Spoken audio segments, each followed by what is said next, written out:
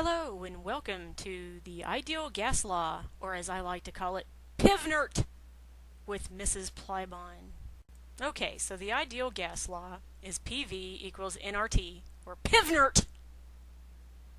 P equals the pressure of the gas, and this can be either in ATM, atmospheres, or kPa, kilopascals.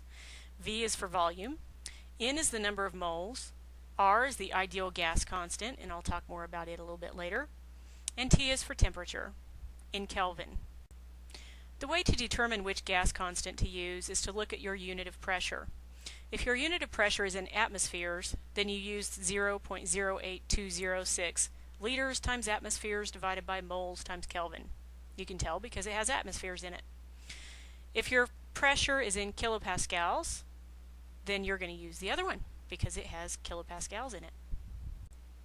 And the other one is 8.314 liters times kilopascals divided by moles times Kelvin. It's important for you to remember all those units because sometimes you'll work problems that you have to be able to figure out what unit is left. And it works just like in our stoichiometry problems. Things that are the same on the top as they are on the bottom will cancel out. And one more quick thing. If the problem says at STP, that's not talking about STP, the motor engine treatment, but it is talking about standard temperature and pressure. What is standard temperature and pressure, you might say? And I have the answer for you. Standard temperature is 273 Kelvin. Make sure your temperature is always in Kelvin. If the problem has it in Celsius, you know how to convert it, right? The pressure is 1 atm in standard temperature and pressure. So which one of the gas constants would you use? I'm not going to give you the answer to that one. Okay, this says example questions, like plural, but I'm only going to show you one. The rest of the examples are you working the problems that are on the ideal gas law worksheet that was assigned for this week. So here's our first example question, and only. If I have 4 liters of gas at a pressure of 3.4 atmospheres and a temperature of 300 Kelvin, how many moles of gas are present? As I've said before, the first step in solving any science problem is, what do we know?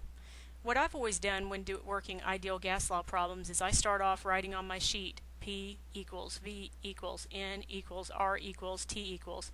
This reminds me that sooner or later I'm going to have a number in each one of these in order to solve the problem. After looking at my problem, I've filled in a number for all of them except for N, which is the number of moles. That's what I'm trying to solve for, so I put an X there. Now this might be the part that gives you some troubles. Our formula is PV equals nRT, but we have to isolate that N on one side. So how I'm going to do that is I'm going to divide PV by RT, and I'm going to divide nRT by RT. The RT's on the right-hand side are going to cancel out, leaving N all by itself. So the formula that I'm left with is PV divided by RT equals N. If you have problems with how I came up with that, send me a message and I'll try to help you out. Once I plug in numbers instead of the letters, I've got 3.4 times 4 divided by 0.08206 times 300. And notice I've used the gas constant with ATM because ATM is what my pressure was in. Further simplifying it, I've got 13.6 divided by 24.6, and my answer is 0.55, and my unit is moles because everything else cancels out, and moles is what I was looking for. So there you have it, another piece of evidence that math and science go hand in hand.